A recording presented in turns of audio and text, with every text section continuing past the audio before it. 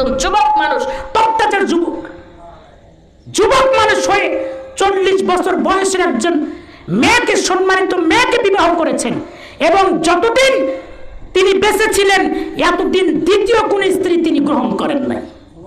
সুবহানাল্লাহ বলি ভাই। তাহলে চিন্তা করে দেখুন তার ডেভেলপ, তার অ্যাক্টিভিটি ইসলামের প্রতি কত ছিল। তিনি তার জীবদ্দশায় আপনার নবী মুহাম্মদ রাসূলুল্লাহ সাল্লাল্লাহু তার জীবদ্দশায় যা করে গেছেন, একদম এ থেকে জেড পর্যন্ত যা করে গেছেন, প্রত্যেকটা কাজ, প্রত্যেকটা কথা উম্মতের জন্য উপকার এবং উন্নতির জন্য, উম্মতের জন্য ফায়দা হিসেবে রেখে গেছেন। সুবহানাল্লাহ বলি। এমন কোন সুন্নত দেখাতে পারবেন না যে সুন্নতের মধ্যে কোনো ক্ষতি রয়েছে, এমন কোন সুন্নত নাই। সমস্ত সুন্নতের মধ্যে আল্লাহর বরকত রয়েছে।